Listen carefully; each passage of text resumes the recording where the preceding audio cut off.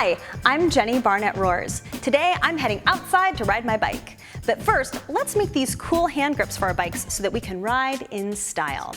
We've got two separate versions that we're going to do today, one that's more sparkly and one that has this cool twisty grip. Now in order to make these, we're going to go ahead and use some of these supplies here, and really this is about what you like to use, but you may want to do the sparkle mesh wrap if you like this kind of disco version. Plastic lacing is great for either style. Conversely, if you want to try something different, you could use a cording or even like a macrame cord. To get started, you are going to need some scissors, and some painter's tape is really handy dandy to help hold things down while you're working. So let's start with the sparkle mesh wrap. This one here is so sparkly and cool, and it looks like it has little diamonds in it, but really it doesn't, and you can cut it with your scissors. So there's no real measuring involved. What we're going to do is just kind of lay the wrap over the grip, and we're going to just cut it with the scissors. Now, if your bike grips on your bike are still really good, you can use the bike grips on your bike. Just take this outside, and actually that kind of acts like an extra hand for you too. But if your grips are worn out, you can buy a new set and start from scratch. Now, as you can see, I kind of just went around and I left a gap, and now I'm going to just eyeball and measure again to the end. And I will notice that it's easier to cut in between the little grids here. So just be careful and make sure you trim in between, just like that. Now, this is where having that little bit of tape comes in, because I'm just going to kind of tape it down to act like an extra hand. Again, if you were doing this on your bike, it would hold it up for you. I'm going to take a length of plastic lacing, and to get it ready, I just kind of give it a little tug. It helps stretch it out a little bit for you. And then it's just like lacing your sneakers. We're going to go down from the top into one of these little holes and poke it through. Now this is a flat lacing, so you might want to take a little bit of time to make sure that it lays flat on the bike grip. It makes it actually a little bit more comfortable, and it looks nicer too. So first we just go down on either side and we pull it through the middle like this. And I'm going to just again kind of fussy it a little bit so that it lays flat.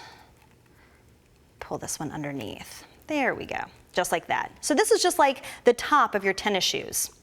Now we're going to make an X, like so, and we're going to lace it in on the other side. So you cross them and then poke through the holes. Now on this sample, I kind of did every other hole, and that was a little bit much. So you can kind of decide how wide you want your X's to be. It's kind of a style choice. All right, and now we just go do that again on both sides.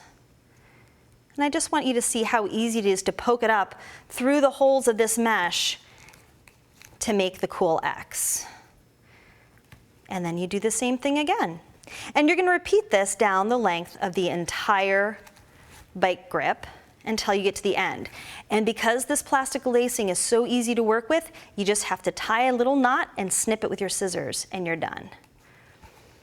Now, this one is really fun, and it looks really complex, but it's only one knot. You just do it over and over again, and it makes its own spiral. So I'm going to use a longer length of plastic lacing. I have to open up with my scissors. There we go. And I'm using blue. My sample, I use the sparkles, but it's a little bit easier to see if I use a solid color. And this is another situation where you kind of want to get it all stretched out, and the warmth of your hands actually goes ahead and straightens it out for you a little bit. And a little more painter's tape. You only need it right at the very beginning. So you find the middle and you tape it down. Let me move this here so you can see a little bit better. All right, so the first thing you want to do is just a simple overhand knot. And I find that this is one of those projects I like to do while I'm sitting down, because I can use my lap as my third hand, or if it was on your bike, it'd be super easy. But you make your overhand knot, and now you've got one cord on the right and one cord on the left. To make this fancy spiral knot, you're going to take the one on the left and loop it over to the right-hand side. You're going to kind of leave a little bunny ear here. Then you're going to bring the one on the right on top, bring it around to the back, and up through the other side.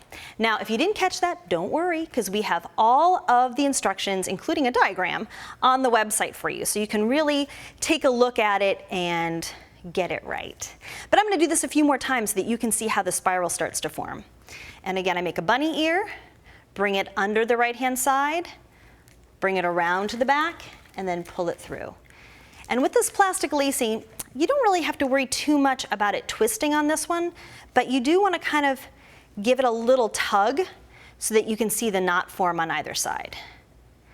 So bunny ear, around to the back, and through the loop. Just like that. So I think that you should be able to customize your bike and ride in style. It's kind of a fun personal choice to make your bike special just for you. So now what we're going to do is just pretend like we've gone all the way down to the end. And again, this lacing is so easy to knot. All you have to do is make another overhand knot like this. Woo! And then pull it really tight and then give it a snip with your scissors. And you can see here at the end, that is exactly how I finished this one off here.